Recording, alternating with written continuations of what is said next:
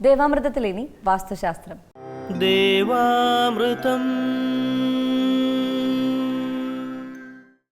വാസ്തു ജ്യോതിഷപരമായ പ്രശ്നപരിഹാരങ്ങൾ നമുക്ക് നിർദ്ദേശിച്ചു തരുവാനും ഒപ്പം വാസ്തുശാസ്ത്രത്തെക്കുറിച്ച് നമുക്കുള്ള സംശയങ്ങളും നമ്മുടെ ധാരണകളും ഒക്കെ ചർച്ച ചെയ്യുവാനും ഒക്കെയായി പ്രമുഖ വാസ്തു ജ്യോതിഷാചാര്യൻ ശ്രീ ഡെന്നിസ് ജോയ് ആണ് ഇവിടെ എത്തിച്ചേർന്നിട്ടുള്ളത്. വളരെ സ്നേഹാദരങ്ങളോടെ അദ്ദേഹത്തെ നമുക്ക് ഇന്നത്തെ അധ്യായത്തിലേക്ക് സ്വാഗതം ചെയ്യാം. നമസ്കാരം. ഇന്നത്തെ കത്തിലേക്ക് പോകാം. ഏറെ ബഹുമാനം നിറഞ്ഞ ഡെന്നിസ് ജോയ് സർ, ഞാൻ 1.5 വർഷമായി കോട്ടയം ജില്ലയിൽ 10 സെൻറ്റ് സ്ഥലം വാങ്ങി വീട് പണി തുടങ്ങി. ഈ വീട് പണി തുടങ്ങിയതോടെ എൻ്റെ ബിസിനസ്സിൽ നഷ്ടം തുടങ്ങി. ഇപ്പോൾ ബിസിനസ് പരമായ ആകെ കഷ്ടത്തിലാണ്. വീട് പണി പൂർത്തീകരിക്കാൻ തന്നെ പാടുപെടുന്നു. എൻ്റെ ജാതകം കാണിച്ചപ്പോൾ കാര്യമായ കുഴപ്പമൊന്നുമില്ല എന്ന് ജ്യോത്സ്യൻ പറയുന്നു. ഇനി വീടിൻ്റെയോ വസ്തുവിൻ്റെയോ ദോഷമാണോ എന്നറിയുവാനാണ് ഇപ്പോൾ കത്തെഴുതിയിരിക്കുന്നത്. എല്ലാവിധ ഡീറ്റെയിൽസും വെച്ചിട്ടുണ്ട്. ഈ ഒരു വസ്തുവിൻ്റെ പ്ലാൻ എടുക്കുന്ന സമയത്ത് നമുക്ക് ഒരു വസ്തു എടുക്കുമ്പോൾ അതിൻ്റെ മാക്സിമം ഊർജ്ജം അല്ലെങ്കിൽ മാക്സിമം വാസ്തുവിൻ്റെ ബലം കിട്ടണമെങ്കിൽ അതിന് 4 മൂലകൾ മാത്രമേ വരാൻ പാടുള്ളൂ. ഇത് ശരിക്കും ഒരു ഷേപ്പ്ലെസ് വസ്തുവാണ്. കാരണം വെച്ചാൽ ഇതിനകത്ത് ഒരു 7 8 മൂലകൾ തന്നെ ഇതിനകത്ത് ഓൾറെഡി കാണുന്നുണ്ട്. പക്ഷേ ഈ ഒരു വസ്തുവിൽ ഇവരിങ്ങനെ വീട് വെച്ച് താമസിക്കുമ്പോൾ അത് ഇവരുടെ സൗഭാഗ്യങ്ങളെയും പല വിധത്തിലുള്ള പ്രശ്നങ്ങളും അല്ലെങ്കിൽ പണി പൂർത്തിയാക്കാനായിട്ടൊക്കെ ബുദ്ധിമുട്ട്. കാരണം വെച്ചാൽ നമുക്ക് നല്ല പൈസ ഉള്ള സമയത്തായിരിക്കും നമ്മൾ വീട് പണി തുടങ്ങുന്നത്. ചില ആൾക്കാരാണെന്നുണ്ടെങ്കിൽ വലിയ പൈസ ഒന്നും കാണില്ല, ചെറിയ ഒരു ഫൗണ്ടേഷൻ കെട്ടി അല്ലെങ്കിൽ കിട്ടുന്ന പൈസ കൊണ്ട് ചെയ്യണം എന്ന് ആഗ്രഹിച്ച് ചെയ്യുന്ന ആൾക്കാരുണ്ട്. അപ്പോൾ അങ്ങനെയൊക്കെയുള്ള ആൾക്കാരാണെങ്കിൽ പോലും ഇനി കയ്യിൽ കാശ് വെച്ചുകൊണ്ട് ചെയ്യുന്ന ആൾക്കാരാണെങ്കിൽ പോലും ഇങ്ങനെയുള്ള ഒരു വസ്തുവിൽ വീട് വെച്ച് താമസിക്കുമ്പോൾ എത്ര ശ്രമിച്ചാലും വീട് പണി പൂർത്തിയാക്കാൻ ബുദ്ധിമുട്ടായിട്ട് വരും. അപ്പോൾ ആദ്യം ഈ ഒരു വസ്തു ഇവരൊരു ഷേപ്പുള്ള വസ്തുവാക്കി തിരിക്കുക. അതായത് ഒരു ചതുരമോ സമയാതരമാക്കി തിരിക്കുക. ഇതിൻ്റെ കോണിപ്പുകളെല്ലാം മാറ്റി ഒരു ചതുരമോ സമയാതരമോ ആക്കിയ ശേഷം വീട് പണി സ്റ്റാർട്ട് ചെയ്യുന്നതായിരിക്കും കുറച്ചുകൂടെ ബെറ്റർ. അതുപോലെ ഇതിൻ്റെ സൗത്ത് ഭാഗത്തായിട്ട് യമസൂത്രം തട്ടി ഒരു കിണർ നിൽപ്പുണ്ട്. എനിക്ക് തോന്നുന്നത് ഈ വസ്തുവിൽ നിലവിൽ നിന്നിരുന്ന കിണറാവാം, അത് മൂടിക്കളയാതെ ആയിരിക്കാം ചിലപ്പോൾ ഇവർ ചെയ്തിട്ട്. കാരണം കറക്റ്റ് യമസൂത്രം മുട്ടുന്ന രീതിയിലാണ് ഈ കിണർ നിൽക്കുന്നത്. ഇത് സ്ത്രീകൾക്ക് ദോഷമാണ്. അതുപോലെ മരണതുല്യമായിട്ടുള്ള ക്ലേശങ്ങളോ അസുഖങ്ങളൊക്കെ വരാനുള്ള സാധ്യത കൂടുതലാണ്. അപ്പോൾ ഇതിന് വേണ്ടുന്ന പരിഹാരം ഒന്നുകിൽ ചെയ്യുകയാണെങ്കിൽ ഇതിനെ ഒരു മതിൽ കെട്ടി ഇവർക്ക് കോമ്പൗണ്ടിനെ പുറത്താക്കാൻ പറ്റും. അതുപോലെ ചുറ്റളവെടുക്കുമ്പോൾ മിനിമം 110 സെൻറ്റിമീറ്റർ കൂടി കൂട്ടിയെടുക്കുക. മിനിമം 110 സെൻറ്റിമീറ്റർ കൂടി കൂട്ടിയെടുത്താൽ കൗമാരത്തിലേക്ക് വരും. നല്ലൊരു ചുറ്റളവാണ്, മറ്റു ദോഷങ്ങളൊന്നുമില്ല. അതുപോലെ മെയിൻ ഡോറിൻ്റെ സ്ഥാനം തെറ്റാണ്. മദ്യം വിട്ട് നോർത്ത് ഈസ്റ്റ് ഭാഗത്തേക്ക് ആക്കുകയാണെങ്കിൽ അത് ഉത്തമമായിട്ടുള്ള ഒരു സ്ഥാനത്താണ്. ഇപ്പം രാഹു കേതുവിലാണ് ഇപ്പോൾ ശരിക്കും ഡോർ നിൽക്കുന്നത്. കാരണം വെച്ചാൽ രാഹു കേതുവിൻ്റെ ഭാഗത്ത് ഡോറൊക്കെ നിന്ന് മെയിൻ ഡോറൊക്കെ വന്നു കഴിഞ്ഞാൽ ഈ വീട്ടിൽ ഇവർ താമസമാക്കിയാൽ പോലും ഈ വീട് തന്നെ മറ്റുള്ള ആൾക്കാരുടെ കയ്യിൽ പോകേണ്ട അവസ്ഥ വരും. അതായത് സാമ്പത്തികമായിട്ടോ മറ്റെന്തെങ്കിലും കാരണവശാൽ വീട് വിൽക്കേണ്ട അവസ്ഥയിലേക്ക് പോകാം. അപ്പം വീട് പണി തുടങ്ങിയ പിന്നാണ് ഇവർക്ക് ഈ പ്രശ്നങ്ങളെന്നാണ് ഇവർ പറഞ്ഞിരിക്കുന്നത്. ശരിക്കും ഇതിനകത്ത് സ്ഥലവുമായിട്ട് ബന്ധപ്പെട്ട് നല്ല ദോഷമുണ്ട്. ഇതിന് വേണ്ടുന്ന പരിഹാരങ്ങൾ എത്രയും പെട്ടെന്ന് ക്ലിയർ ചെയ്യുക. അതുപോലെ കിണറിനെ കോമ്പൗണ്ട് വാൾ കെട്ടിത്തിരിക്കുക, ചുറ്റളവ് 110 സെൻറ്റിമീറ്റർ കൂട്ടിയെടുക്കുക, മെയിൻ ഡോറിൻ്റെ സ്ഥാനം കൃത്യമാക്കുക. ഇത്രയും കാര്യങ്ങൾ ചെയ്യുമ്പം ഇതിനകത്ത് വാസ്തുവുമായിട്ട് ബന്ധപ്പെട്ടുള്ള ദോഷങ്ങൾ മാറിക്കിട്ടും. അത് തന്നെയല്ല, ഇതിനകത്ത് വേറൊരു കാര്യങ്ങളുണ്ട്. ഈ വീടിൻ്റെ ദർശനം എന്ന് പറയുന്നത് ഈസ്റ്റിലോട്ടാണ്. ഇതിൻ്റെ നോർത്ത് ഈസ്റ്റ് ഭാഗം തൊഴിലിൻ്റെ പോർഷനായിട്ട് വരുന്നതാണ്. ആ ഒരു കോർണർ ഛേദിച്ച് പോയിട്ടുണ്ട്. ഇനി ഇവർ വീട് പണി തുടങ്ങുന്നതിന് മുമ്പ് ആ ഒരു ഭാഗം കൂടി കൂട്ടിയെടുത്ത് ഒരു മുറി തിരിക്കുകയാണെങ്കിൽ ഏറ്റവും ബെറ്ററാണ്. ഇനി അത് പറ്റുന്നില്ല എന്നുണ്ടെങ്കിൽ ഒരു ബേസിക് ഫൗണ്ടേഷനിലും കൊടുത്തിട്ട് കഴിഞ്ഞാൽ തൽക്കാലം ഇവർക്ക് അതിൻ്റെ ദോഷങ്ങൾ ബാധിക്കാതെ നിൽക്കുന്നതിന് കാരണമായിരിക്കും.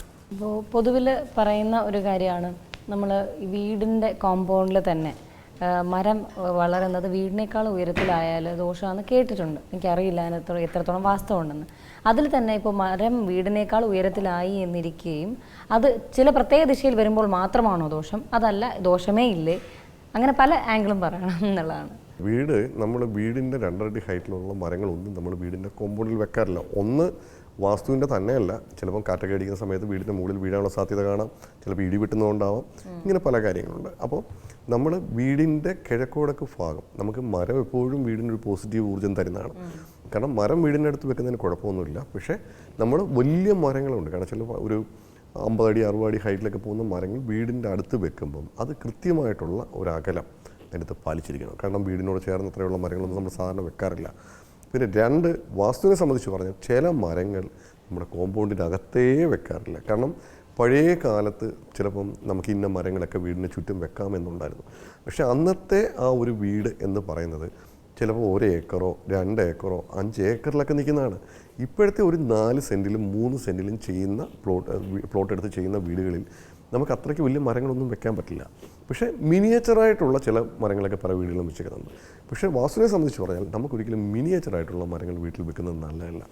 ഷാർപ്പ് എഡ്ജുള്ളത് വെക്കാൻ പാടില്ല, കറയുള്ള മരങ്ങൾ വെക്കാൻ പാടില്ല. ഇങ്ങനെയൊക്കെയുള്ള കുറേ കാര്യങ്ങൾ വാസ്തുവുമായിട്ട് ബന്ധപ്പെട്ടുണ്ട്. പക്ഷേ പല ആൾക്കാരും എന്നോട് ചോദിക്കും, അല്ലെങ്കിൽ ആന്തൂറിയം അല്ലെങ്കിൽ ചില ഓർക്കിഡുകൾ, ഈ ആന്തൂറിയത്തിൻ്റെ ആണെങ്കിലും ഓർക്കിഡിൻ്റെ ആണെങ്കിലും അത് ശ്വസിക്കുന്ന എനർജി ഉണ്ടല്ലോ, അത് പുറത്ത് വിടുന്ന എനർജി, അത് ആ ഓരോ ആൾക്കാർക്ക് അത് നെഗറ്റീവ് എഫക്റ്റ് ആയിരിക്കാം ചിലപ്പോൾ ഉണ്ടാകുക. ചില എനർജി, അതായത് ചിലപ്പം തുളസി അങ്ങനെയുള്ള ചില ഊർജ്ജങ്ങൾ വളരെ പോസിറ്റീവ് വൈബ്രേഷൻ ഉണ്ടാക്കുന്നത്. തുളസി ഹൈ പോസിറ്റീവാണ്. അപ്പം ഒരിക്കലും ഈ ഒരു ആന്തൂറിയമോ അല്ലെങ്കിൽ ഓർക്കിഡോ നമ്മുടെ വീടിൻ്റെ മെയിൻ വാതിലിൻ്റെ അടുത്തായിട്ട് കൊണ്ടുവരരുത്. കാരണം വെച്ചാൽ നമ്മുടെ ഒരു മെയിൻ വാതിൽ നമ്മൾ വെക്കുന്നത് എപ്പോഴും സ്ഥാനം നോക്കിയിട്ടായിരിക്കും. കാരണം മെയിൻ വാതിൽ എപ്പോഴും ഒരു വീടിൻ്റെ ഉച്ചസ്ഥാനത്തായിരിക്കും നമ്മൾ പ്ലാൻ ചെയ്യുക. അപ്പോൾ അതിനടുത്തായിട്ട് ഇങ്ങനെയുള്ള നെഗറ്റീവ് ഊർജ്ജം വരുന്ന ചെടികളൊക്കെ കൊണ്ട് വെച്ച് കഴിഞ്ഞാൽ ഇതിൻ്റെ അകത്തേക്ക് കടന്നു വരുന്ന എനർജി മൊത്തം വിഷമായിരിക്കും.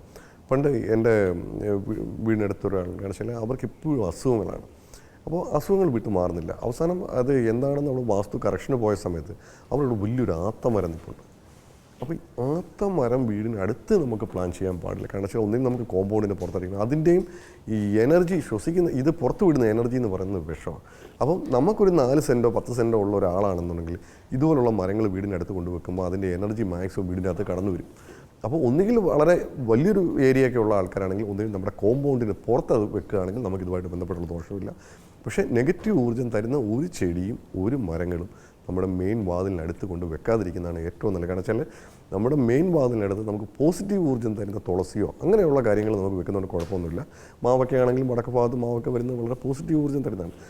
പക്ഷേ ഈ പറഞ്ഞ പോലെ നമ്മുടെ വീടിനടുത്ത് നമ്മൾ പ്ലാൻ ചെയ്യുമ്പോൾ എല്ലാം നമ്മുടെ ഒരു വാസ്തുവിൻ്റെ ചട്ടക്കൂട്ടിൽ നിന്ന് ചെയ്യുന്നതായിരിക്കും കുറച്ചുകൂടെ ബെറ്റർ.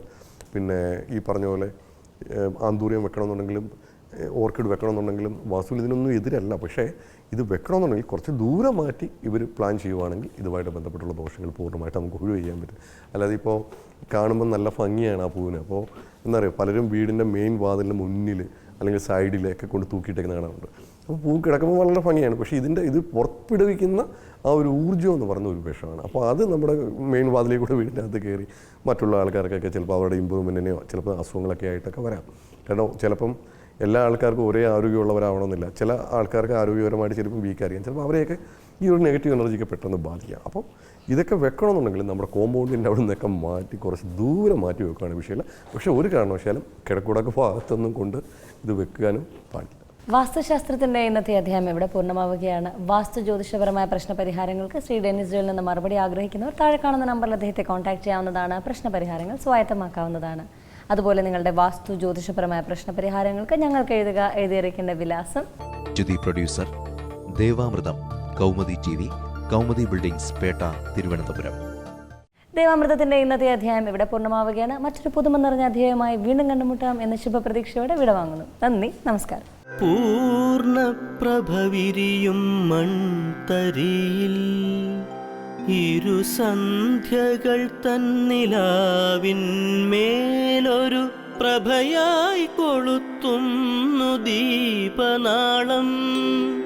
അതു തൻ കൃപയായി പകരുന്നു ദേവാമൃതം.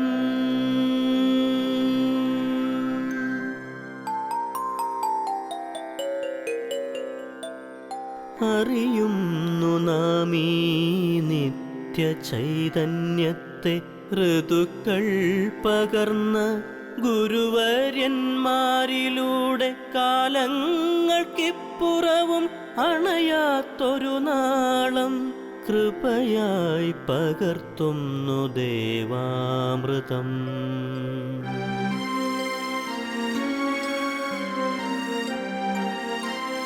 മറക്കുന്നു നാം ഇന്നു നമ്മളെ തന്നെ വേദാന്തമില്ലാത്ത